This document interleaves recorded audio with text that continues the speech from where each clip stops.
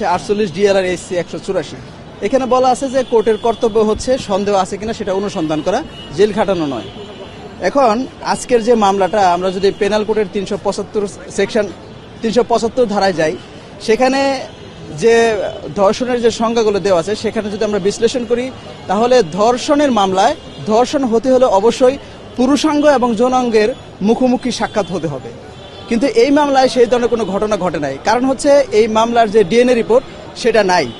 আর DNA report যদি না থাকে, তাহলে এই আসামি কর্তৃক যে ভিকটিম ধর্ষিতা হয়েছে সেটা কিভাবে প্রমাণ করা পসিবল?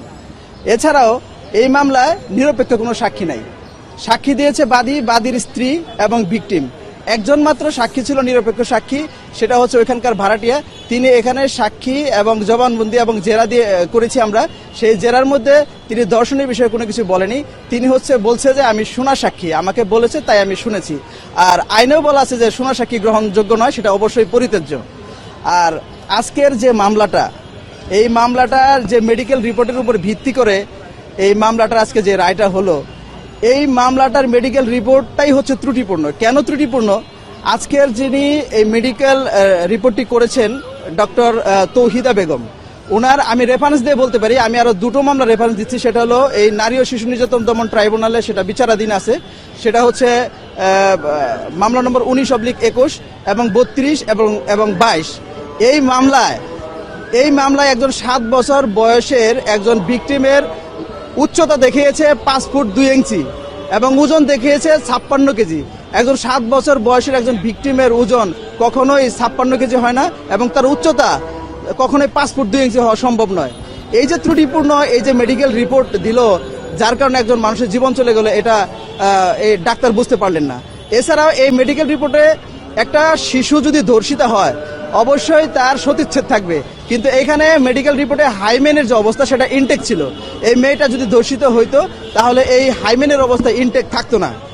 আর ইনি যে মেডিকেল রিপোর্টটা দিয়েছে, এই মেডিকেল রিপোর্টে ভিকটিমের নাম হচ্ছে নাহিদু আক্তার জান্নাত। উনি এখানে এতটাই অ্যাবনর্মাল ভাবে লিখেছে, ভিকটিমের নাম লিখেছে নাহিদুল আক্তার জান্নাত, অর্থাৎ কোথায় নাহিদু আর কোথায় হচ্ছে নাহিদুল। এটা অ্যাকচুয়াল এই নাহিদুর মেডিকেল রিপোর্ট কিনা সেটাও আমাদের সন্দেহ রয়েছে। আর এই মামলাটা বিলম্বে এজাহার করেছে, আর বিলম্বে এজাহার দায়ের করাও সেটা সন্দেহজনক। তদন্তকারী কর্মকর্তা যিনি ছিলেন তিনি এই মামলার কোনো আলামতও উনি জব্দ করেন নাই, এবং যেটা সন্দেহজনক। এটা উচ্চ আদালতের সিদ্ধান্ত বলা আছে 48 ডিএলআর এইচসি পেজ নম্বর 26। এখন তারপরেও যেহেতু এই মামলাটা দায়ের হওয়ার পরে যদি 164 যেটা আছে সেই 164ও এক্সকালপেটরি এবং ইনকালপেটরি কোনো 164 উনি দেননি। উনি যেটা বলেছে, আসামি যেটা বলেছে সেই অনুসারে যদি এই মামলাটা দায়ের হতো তাহলে এটা পেনাল কোডের 354 শ্লীলতাহানি অথবা যৌনপীড়নের জন্য 509 কিংবা নারী ও শিশু নির্যাতন দমনের সর্বোচ্চ 10 দ্বারা এই মামলাটা দায়ের হতো। তারপরেও বিজ্ঞ আদালত সন্তুষ্ট হয়ে যেহেতু মৃত্যুদণ্ড দিয়েছেন, আমরা এই রায়ে সংক্ষুব্ধ হয়েছি। আমরা উচ্চ আদালতে যাব। আমরা আশা রাখছি এই মামলা থেকে আমরা খালাস পাবো। ধন্যবাদ সবাইকে। আমি আজকে খুবই আনন্দিত যে আমাদের আদালত থেকে একটা জঘন্যতম অপরাধের, যেখানে শিশু 7 বছরের একটা ভিকটিমকে দর্শন করা হয়েছে, এটার ন্যায় বিচার ভিকটিমের পরিবার সহ সারা দেশবাসী আজকে ন্যায় বিচার পেয়েছে। এই জন্য আমি ধন্যবাদ জানাচ্ছি। আর এই মামলার ঘটনাটা হইল, এই আজকের যে আসামি জাহিদুল ইসলাম, সে এই বাচ্চাটা 7 বছরের জাহিদুল ইসলাম আসামি, হ্যাঁ। আর ভিকটিম হইল নাহিদুল জান্নাত, তার বয়স হলো 7 বছরের একটা শিশু বাচ্চা।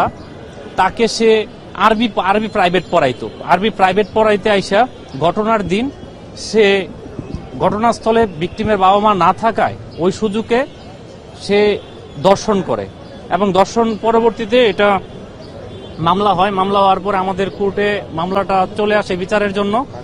আমরা বিজ্ঞ আদালতে 20/1/2022 তারিখে আসামির বিরুদ্ধে 9-1 ধারায় চার্জ গঠন করা হয়, এবং পরবর্তীতে আমরা রাষ্ট্রপক্ষে বাদী, ভিকটিম, আয়ু, ম্যাজিস্ট্রেট, ডাক্তার সহ আমরা 10 জন সাক্ষী বিজ্ঞ আদালতে উপস্থাপন করি এবং মামলাটা প্রমাণ করতে আমরা সক্ষম হই। এবং বিজ্ঞ আদালত মুসাম্মদ রুকসানা বেগম, হেপি স্যার, আজকে এই মামলাটা রায়ের জন্য রাখে এবং আসামিকে এই তার অবজারভেশনে বলছে যে যেই শিশুটা, যে নিষ্পাপ শিশুটা তার শিক্ষক মানে আরবি শিক্ষকের কাছে সে নিরাপদ না, তার কাছে মানে পৃথিবীর কোনো নারী নিরাপদ না। তো আজকে বিজ্ঞ আদালত আসামিকে ৯-১ ধারায় দোষী সাব্যস্ত করে মৃত্যুদণ্ডে দণ্ডিত, অনাদায়ে ৫০,০০০ টাকা অর্থদণ্ড, না মৃত্যুদণ্ড এবং ৫০,০০০ টাকা অর্থদণ্ড, অনাদায়ে আরো ৬ মাসের বিনাশ্রম কারাদণ্ডে দণ্ডিত করেছে। আদালত কি বলছেন এই ধরনের ঘটনায়? আসলে এই যে বারবার আমরা দেখছি ইদানিং ধর্ষণের ঘটনা বেড়ে গেছে, আদালত পর্যবেক্ষণে করে কিছু বলেছে কিনা? আদালতে পর্যবেক্ষণে এই মেসেজটাই দেশবাসীর কাছে দিতে চাচ্ছে যে কোনো দর্শক আসামিকেই মানে রাষ্ট্র, কোর্ট, আদালত তাকে ক্ষমা করবে না। আমরা রাষ্ট্রপক্ষে সকল সাক্ষ্য প্রমাণাদি পেশ করলে প্রত্যেকটা আসামির সাজা হবে, এটাই বিজ্ঞ আদালত তার পর্যবেক্ষণে বলছে। আপনার নামটা বলুন। আমি অ্যাডভোকেট সাজ্জাদ হোসেন সবুজ, নারী ও শিশু ট্রাইব্যুনাল ৩-এর পিপি। আমার সাথে আছে অ্যাডভোকেট রায়হান, এপিপি।